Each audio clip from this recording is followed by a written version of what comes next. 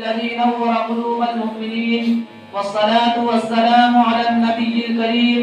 أما بعد، فأعوذ بالله من الشيطان الرجيم. بسم الله الرحمن الرحيم. لقد كان لكم في رسول الله أسوة حسنة. وقال النبي صلى الله عليه وسلم: فإن خير الحديث كتاب الله، وخير الهدي هدي محمد صلى الله عليه وسلم، وشر الأمور محدثاتها، وكل بدعة ضلالة، أو كما قال عليه الصلاة والسلام. ہر قوم فرفر اڑی جا رہی ہے، جو چلتی تھی گھٹنوں کے بل بڑھی جا رہی ہے. اے قوم مسلم، تجھے کیا ہوا کہ سواری سے پیدل چلی جا رہی ہے؟ یہ داڑھی کی دشمن ہوئی قوم ایسی کہ مردوں سے عورت بنی جا رہی ہے. محترم علماء اکرام و صدر جلسہ، آج کی میری تقریر کا موضوع ہے رسول اللہ صلی اللہ علیہ وسلم کی اسوہ حسنہ.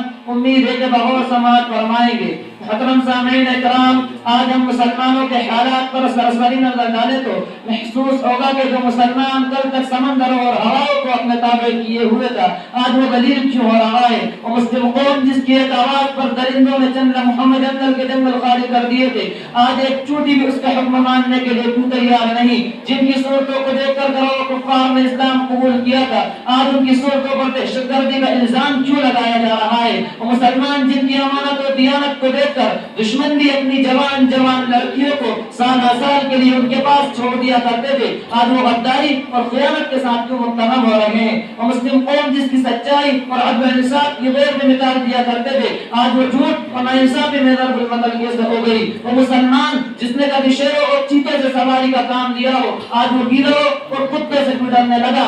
آخر مسلمانوں سوچو تو صحیح، اتنا بڑا انقلاب کیوں آ گیا؟ میرے ذہن میں جب ان سوالات نے گردش کی اور میں پریشانی کا شکار ہوا تو فوراً اللہ نے میرے ذہن میں آیت ڈالی: لقد كان لكم في رسول الله أسوة حسنة، کہ تمہارے لیے نبی صلی اللہ علیہ وسلم کی زندگی میں بہترین نمونہ ہے. میں نے کہا مشکل کا حل ہو گیا. جب تک مسلمان نبی کے طریقے پر تھا تو کامیاب تھا، جب تک مسلمان صحابہ کی اتباع کر رہا تھا تو ہدایت پر گامزن تھا، جب تک مسلمان قرآن و سنت کی روشنی میں فیصلہ کرتا رہا دنیا اس کے فیصلے کو مانتی رہی. جب تک مسلمان نبی کے طریقے کو نہیں بھولا تھا دنیا کی کوئی سپر طاقت بھی اس کا مقابلہ نہ کر سکی. یہی وجہ تھی کہ اگر وہ مرے بھی تو کامیابی کی موت مرے. آج جب کہ مسلمان نے نبی کے طریقے کو چھوڑ دیا، قرآن و سنت کو بلا دیا، صحابہ کرام کی اتباع کو حقیر سمجھا، قرآن و حدیث کے فیصلے کو نہیں مانا، تو بتلاؤ یہ ذلت کے گہرے غار میں نہیں جائے گا تو اور کہاں جائے گا؟ یہ حالات نہیں ہوگا تو اور کیا ہوگا؟ غیر نوجوانوں، آج سر سے لکھے جانے کے قابل اور میزان عدل میں تولے جانے کے لائق یہ بات ہے کہ آج جتنی بیماریوں نے جنم لے رکھا ہے، جتنی رسوم و بدعات پیدا ہو رہی ہیں اور جتنی خرافات آج پھیل رہی ہیں، یہ سب جو بھی کچھ ہو رہا ہے نبی اکرم صلی اللہ علیہ وسلم کے طریقے کو چھوڑ دینے اور قرآن و سنت کو بلا دینے کی وجہ سے ہو رہا ہے. مسلمان پریشان اگر ہوا تو آقا مدنی صلی اللہ علیہ وسلم کے طریقے سے اعراض کرنے کی وجہ سے ہوا. مسلمان اگر مقروض ہوا تو سنت پر عمل نہ کرنے کی بنا پر ہوا. مسلمان پر دوسری قوم اگر مسلط ہوئی تو صحابہ کرام کی راہ سے گردانے کی وجہ سے ہوئی. مسلمان حالات حاضرہ میں بم، میزائل اور گولیوں کا نشانہ بنایا گیا تو نبی کی سنت جہاد کو چھوڑ دینے کی وجہ سے بنایا گیا. مسلمان وہ نہیں ہے جس کو حالات بدل دے، بلکہ مسلمان تو وہ ہے جو خود حالات کو بدل دے. کردار سے بنائیے معیار زندگی، ماحول سے حیات کا سودا نہ کیجیے. رسول اللہ صلی اللہ علیہ وسلم نے فرمایا تھا: انحب الشوارب وعف اللحى، یہ مونچھوں کو اچھی طرح بست کرو اور داڑھی کو بڑھاؤ. مسلمانوں نے اس کا الٹا کرنا شروع کر دیا. نبی نے فرمایا تھا: افشوا السلام، سلام کو رواج دو. مسلمانوں نے اس کو بلا دیا. نبی نے فرمایا تھا: فاتقوا الدنيا، دنیا سے بچو. آج مسلمان دنیا کے پیچھے پڑا ہوا ہے. مسلمانوں تم محمد صلی اللہ علیہ وسلم کی سنت سے اعراض کر کے حب نبی کا دعویٰ کرتے ہو تو آپ حضور صلی اللہ علیہ وسلم کا ایک فرمان اور سنتے جاؤ.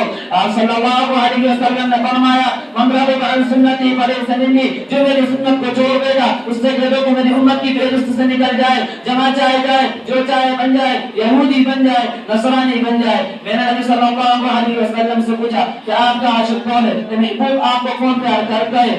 دوستو یہ داڑھی رکھنا حضور صلی اللہ علیہ وسلم کی سنت ہے. مجھے بلوانا آقا کی سنت ہے. السلام علیکم کہنا محبوب کبریا کی سنت ہے. اے مسلمانوں، نبی صلی اللہ علیہ وسلم نے رحمت سے لے کر لحد تک آداب زندگی بیان کیے ہیں. اگر مانو گے جہنم سے آزاد ہے ورنہ آخرت برباد ہے. مسلمانوں آج بھی اگر ترقی چاہتے ہو تو نبی کے طریقے پر چلنا ہوگا، صحابہ کرام کے نقش قدم پر گامزن ہونا ہوگا، اپنے آپ کو قرآن و سنت کا پابند بنانا ہوگا۔ اللہ تعالی ہم سب کو دنیا و آخرت کی ترقیات سے مالا مال فرمائے، آمین۔ بس میں اسی بات پر اپنی تقریر کو ختم کرتا ہوں، وآخر دعوانا ان الحمد للہ رب العالمین۔ السلام علیکم ورحمۃ اللہ وبرکاتہ۔